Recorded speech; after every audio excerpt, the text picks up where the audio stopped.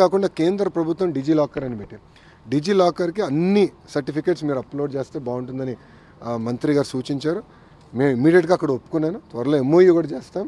We will be the first state to pump all certificates citizen certificates to DigiLocker also. Please WhatsApp మీరు తీసుకొచ్చారు కాబట్టి governance దీన్ని వాళ్ళు తీసుకోవడానికి మిగతా స్టేట్స్కి దాన్ని సజెస్ట్ చేయడానికి ఏమన్నా డిస్కషన్ మీరు చెప్పి ఆల్రెడీ వేరే రాష్ట్రాలు నాకున్న సమాచారం మేరకు వేరే రాష్ట్రాలు ఆల్రెడీ ఆ కంపెనీలను అప్రోచ్ అవుతాం జరిగింది.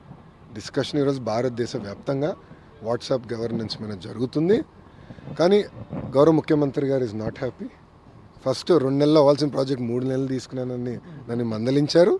అంతేకాకుండా మిగిలిన సర్వీసులన్నీ మీరు ఎప్పటికల్లా తీసుకొస్తారని అడగడం జరిగింది. చాలా స్పష్టంగా మన ప్రెస్ కాన్ఫరెన్స్ నేను చెప్పాను. అంటే సిటిజన్ని మా సెంటర్ ఆఫ్ యూనివర్స్గా పెట్టుకుని వాళ్ళకి కావాల్సిన సర్టిఫికేట్స్ కానీ గవర్నమెంట్ ఇంటరాక్షన్ మొత్తం సీమ్లెస్గా చేయాలి.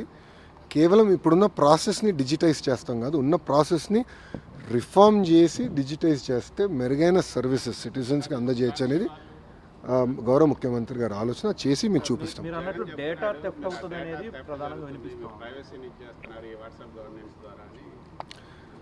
నేను ఛాలెంజ్ చేస్తున్నాను, వైకాపా నాయకులు నేను ఛాలెంజ్ చేస్తున్నాను.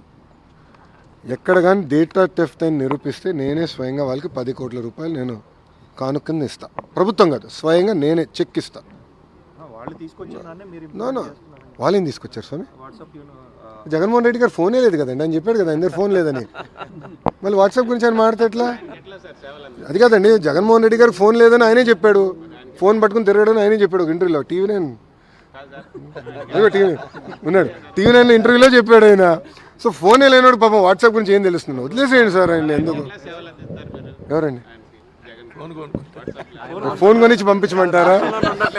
అది కాదు, ఫోన్ కొనిచ్చి పంపించమంటారా? ఆయన ఇంకా ఎక్కువ సమయం ఎందుకో బెంగళూరులో ఉంటున్నారు. సో అక్కడ పెట్టుకో మేము సర్వీసెస్ అందజేయాలి సార్. అనదర్ 2 months అన్న. టీసీఎస్ ఇప్పుడు మిలీనియం టవర్స్ నేను సైన్ చేశాను. 2 months we're hoping to start operations.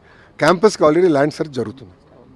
2014-19లో మీ గవర్నమెంట్ ఉన్నప్పుడే డేటా థెఫ్ట్ జరిగింది, హైదరాబాద్ కేంద్రంగా అనేక చేశారు అని చెప్పేసి వాళ్ళే ఆరోపించారు.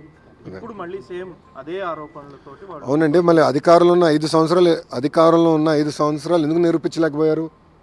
అధికారంలో వాళ్ళు ఉండే పనికిమాల కేసులను పెట్టారు. చంద్రబాబు నాయుడు గారిని 53 రోజులు జ్యుడిషియల్ రిమాండ్కి దొంగ కేసు మీద పంపించారు. మళ్ళీ డేటా థెఫ్ట్ కానీ ఆనాడు నేను ఐటీ శాఖ మంత్రిగా చేస్తుంటే నిరూపించి ఉండాలి కదా. ఊరుకున్నాడా? తప్పు చేయని వ్యక్తిని తీసుకెళ్ళి జైల్లో పెట్టారు. పొరపాటున నేను తప్పు చేసి ఉంటే ఎక్కడుండేవాడిని? నేను ఎందుకు తప్పు చేయాలి? నాకు అవసరం ఏముందండి? నాకు ప్రజల డేటా నాకెందుకు అవసరం అండి? మాకు కావాల్సింది ఓటర్ లిస్టు, అది పబ్లిక్ డాక్యుమెంట్. మాకు కావాల్సింది ఓట్లు. ఈరోజు తెలుగుదేశం పార్టీ సిస్టమ్ మొత్తం ఓటర్ లిస్ట్ మీద డిపెండ్ అయి ఉంది. సింపుల్. మీరు కూడా సభ్యత్వం తీసుకొని మీకు అర్థమవుతుంది మా సిస్టమ్. ఏఐ గురించి ముందు మాట్లాడారు. గవర్నమెంట్ ఆఫ్ ఇండియా యూనియన్ బడ్జెట్లో ఏఐ సెంటర్స్ గురించి ప్రతిపాదించినట్టుంది కదా, అందులో ఏదైనా ఏపీకి తీసుకొచ్చే అవకాశం? చాలా ట్రిక్ క్వశ్చన్ అడుగుతున్నాను. నేను మంత్రి గారికి గౌరవ ముఖ్యమంత్రి గారే లెటర్ రాశారు. Centre of excellence for education